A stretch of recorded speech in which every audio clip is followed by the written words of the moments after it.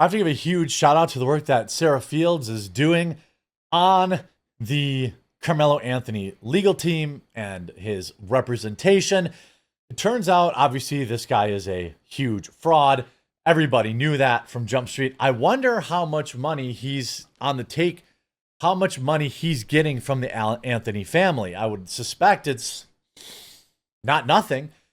She already exposed the fact that the bodyguards that he is undoubtedly charging the Anthony family for are in fact unlicensed, and it is illegal to use them to provide bodyguard or personal security services in the state of Texas, and many other things, which we're going to go over. He also refers to himself as the biggest civil rights organization in North Texas, and he held a Remember St. Floyd protest, of which hardly anybody, I'm talking 1 to 2 people, even bothered showing up. And of course, they were in the usual suspects, as you might expect. Let's get into what has been revealed now about his legal team. A huge shout out, everyone that is giving Quartercast a try. We had our biggest live stream in a long time on the YouTube channel over there. Obviously, we're on Rumble too. That's where I prefer you watch, but I prefer you watch at all. And so if you're a YouTube only viewer, give Quartercast a try. Tune in 2 Eastern. You can always rewatch it later. We also put out clips of the most important parts of our show, so it's all new content. So give that channel a subscribe. Help us reach 100,000 subscribers there. I really think you'll like the content. It's Hannah Claire, Melanie Mack, Luke Radowski, and many more, and myself working together to put together our own little show. Dominique Alexander's biggest civil rights organization in North Texas had nearly 0 attendance at his Remember St. Floyd protest in Dallas. However, he took the time to mention my reporting on him and refer to me as a fascist, bigoted supremacist to all 10 attendees. Apparently, he doesn't give a damn about being exposed as a criminal, or that his organization is fraudulent and breaking multiple federal laws. He has also been parading around a fake security team, which in Texas is a real offense. Now here it says, we're just 3 days away, be there, blah, blah, blah. Here's the video. Our dear brother by the name of Karmelo, all right? I see 1, 2, maybe 2 people. And y'all give a hand for him on the street. You know, we had all of the racist, white supremacist bigots. Oh, yeah, everybody who's reporting is racist, of course. Had a newfound interest in the Next Generation Action Network, right? This is the grift, right? So they'll say, we're under attack. Remember, like, we're under attack by the supremacists. The only way that you can help us fight them is by giving us money. I mean, obviously, this guy is a total fraud. It's time to embrace it. You know, obviously, if you look at his original post here, let's look at some of the replies. How much does Dominique Alexander get paid for hosting these events? Probably nothing, I'm guessing. But who knows how much money's coming in from NGOs or USAID, stuff and all that kind of nonsense. But here we have this also.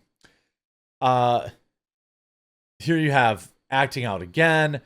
They're acting out again and realizing blah, blah, blah is losing traction. Here's his... No peace! No peace! All right, y'all know. There's one person there, and they have these 3 overweight security guards. No peace!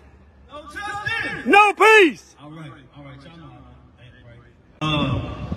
Yeah, the only people there are his staff and a cameraman. Person, for me years ago. Look at that, there's nobody here. 1, 2, The Next 3, Generation 4, Action Network this would not 5, be here, 6, 7, 8, 9, 10, this 11, is the person that 12. I blame on 13. 13 people attended, and 5 of them work for him. Putting my life in a trajectory. These are all press or his staff back here. This very thankless work that we do. Thankless work, yeah. And yet, about 10 years ago, more than 10 years ago, this brother told me and David Crenshaw, he said, don't talk about it, be about it. Y'all get in the streets. And I don't know why in the hell. Yes, get in the streets. That's what we know you do. Of course, here we have even more exposed. Today, I witnessed Dominique Alexander's security team attack somebody. This was just yesterday, or over the weekend. Attack someone who was innocently dancing to the music playing in Harwood Park. This person was causing no harm, but one of Dominique's guys grabbed her by the shirt, dragged her out with her hands behind her head, and removed her. Dominique and NGAN have no right to forcibly remove anyone, despite how highly they think of themselves. As a matter of fact, Dominique did not even obtain a permit to hold this event.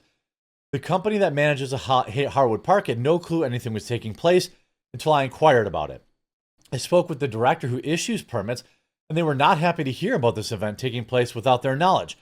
The security personnel who removed this person was dressed in all black and had dreads. I was unable to obtain the footage as this happened while they were preparing for their, quote, rally, and I had just arrived. There were several witnesses. You see this? Hello, thank you for sending this. After reviewing this information, I've forwarded it to our departments to make them aware of the event. We greatly appreciate the heads up and we'll look into this rally. Everything's falling apart. His fake, and his fake 501c3, his fake security guards, his fake making Karmelo Anthony the victim in all this. It's all crumbling down around him because the eye of Sauron is on him, basically. Everybody's looking at this guy. I mean, Dominique Alexander even put out this ridiculous statement because, of course, that's all they know how to do. By the way, it got 3 likes. 3 likes in 2 days. Official statement from the Next Generation Action Network. Over the past several weeks, our organization has endured a series of calculated attacks built on falsehoods, misinformation, and falsified investigations. These lies are being spread by individuals and platforms with, of course, here we go, deep ties to white supremacy, masquerading as journalists while intentionally distorting the truth. Well, I would ask the Next Generation Action Network to prove that claim. They literally just said, well, they have deep ties. Okay, show me one tie. Show me a single tie of anybody. And by the way, the only people he's really probably talking about here is Sarah Fields. I'm sure he's seen my YouTube videos because he's a clown obsessed with himself, but he's really butthurt about Sarah Fields because she exposed what appears to be, at least in my opinion, I'm not a lawyer, a fraudulent charity and nonprofit and all sorts of, obviously, his criminal record. Let us be clear. These attacks are not just about NGN. They're about trying to silence a movement. Yeah, I saw your movement. It was 11 people in a park that you didn't even have a permit for. They are about discrediting real work, real wins, and real people who have committed their lives to the pursuit of justice. They have targeted our staff, weaponized misinformation, and fabricated claims. Okay, so here's the staff. By the way, I don't have any problem with these guys on your staff that are your security, even though they're all felons. Or a chunk of them are. I don't have any problem with them. I just think they should just do whatever the proper licensing and certification that they're supposed to do. That's all I think. I don't have any problem with them personally. I have a problem with you personally because from what reporting looks like, I've seen you put a baby in the hospital. I've seen that about you. And of course, the first reply is his mugshot. You're going to jail again. All 3 of your supporters are clapping. What lies? You can't just say stuff are lies. You have to actually prove that it's a lie. Then you see Minister Dominique here. Let's see. He got 10 likes on this. He put this out the day before. It's been brought to my attention that certain media outlets, along with conservative and supremacist online influencers, have begun to resurface a narrative that has been present since the very beginning of this case involving Karmelo. What is that narrative? Let's listen. Karmelo was charged in the state of Texas with first degree as an adult. He was detained in an adult jail, and under Texas law, individuals as young as 17 can be tried as an adult. This has been the reality since the beginning.